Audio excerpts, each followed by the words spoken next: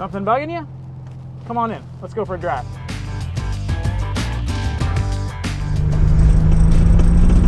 All right, so let's consider just a bit further when John asks about the essentials, when he's asked, what do I believe? What are the primary things that we need to talk about? Here's a really cool place to stop. I've got a good lookout on both ways. Colorado Springs to my left, Pikes Peak in front of me. Let's just chill out here for a minute, have a conversation. Maybe I can get out of the way of any traffic that comes down this road.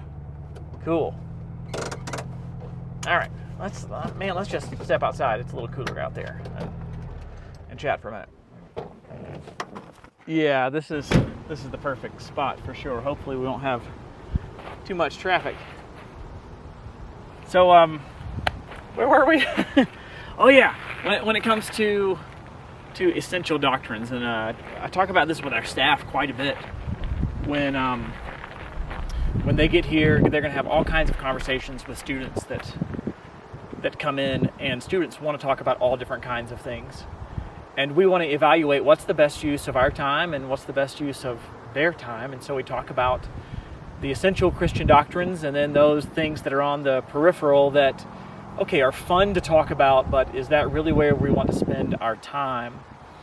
And Summit just walks the main hall of Christianity, so classical Christianity. We don't get too caught up on the doctrinal distinctions when it comes to various denominations, tertiary sorts of issues. Students definitely want to talk about them, but and so we will entertain them. But like from the stage, the speakers that we bring in, we just don't address those kinds of things. We stick to the main things. And so let me just give you three categories, if you will, of doctrines, of beliefs that we've found really, really helpful to think through a framework and to think about, okay, where do we want to go with particular conversations? What are the hills to die on? What are the really important topics? And what are the ones to say, I don't know, and we don't have to agree on this, but it's not worth breaking fellowship over, and it's fun to talk about. So I mentioned in our last little episode together, we want to make sure that we're thinking about Christianity as a story of reality. That story can give us a framework, I think, of what are the essentials. And so have the story in the backdrop of what I'm about to tell you with these three categories. And so a helpful way for me to think about the story is to think about the main parts of the story: creation, fall, redemption, restoration. Or we can think about the main characters and main events to take more of a kind of a systematic approach. So we think about God, man, Jesus, cross, resurrection. There's a framework in which to think about this big story. From there, we want to think about essential doctrines. And essential doctrines are going to be those things, and I'm going to wait for this car to pass.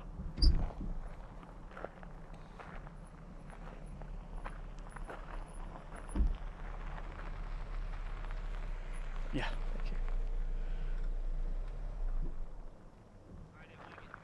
No worries. You mind if I take a picture of your Beetle, sir? Yeah, absolutely. Go ahead. What year is it? It's 1970. Okay.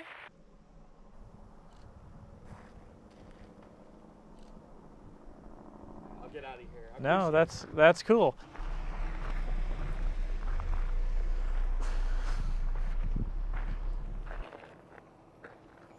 All right, so essential doctrines.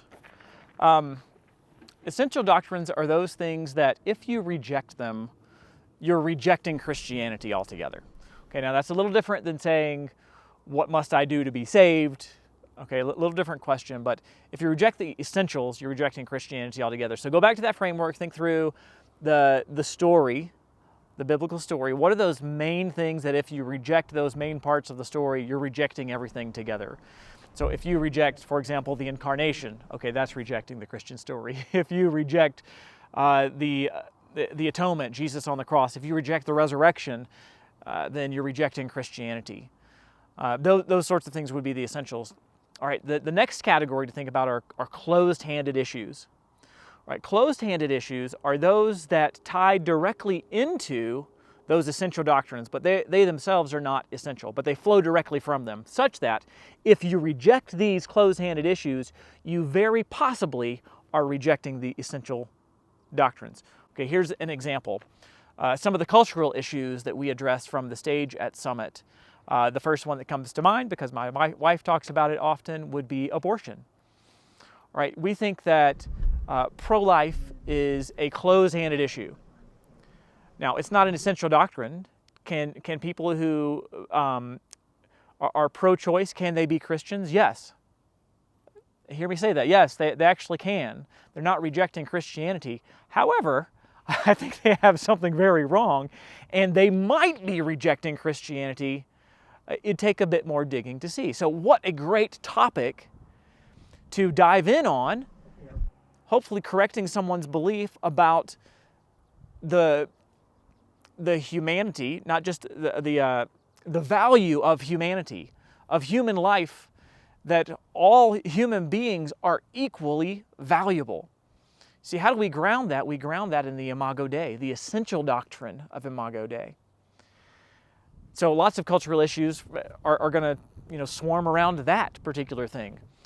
The way that God made human beings male and female, other cultural issues are going to be surrounded by that. So those are some closed-handed issues, and we can go through the list, though I don't know that we should right now. Abortion is one. Sexuality, marriage, those are the hot button topics that we think are closed-handed sorts of issues. All right, so then we have open-handed issues. Open-handed issues are going to be those that we can disagree upon, because they're not directly connected to essential doctrines. Now, that doesn't mean they're not important. That doesn't mean they're not fun to talk about. That doesn't mean there's not a right or wrong. One classic example that so many of our students want to talk about would be Calvinism, Arminianism. All right, which one is right? Which one is true? Okay, very fun discussions, and lots of our professors have some thoughts about that, but they're not teaching about it from the stage. And they don't break fellowship with other people who are of a different stance. Mainline Christianity is going to say, all right, the close-handed issues in this is going to be that, one, God is sovereign, right? And in fact, God is the only one that can save anybody.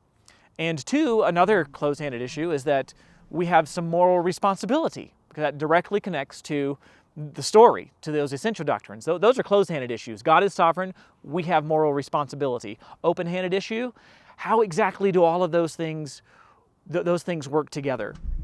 To what extent does God go to save us, and to what extent does our human freedom play into that exactly?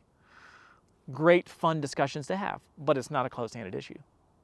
All right, maybe some people will get mad at me for saying that, but that's think more about the categories that I'm presenting to you than the examples that I'm giving you. But this helps us know where to go in conversations, what hills to die on, what are the important things. When someone asks us about a particular thing, it might be more important that we ask, why are you asking about this particular thing, since it's an open-handed issue?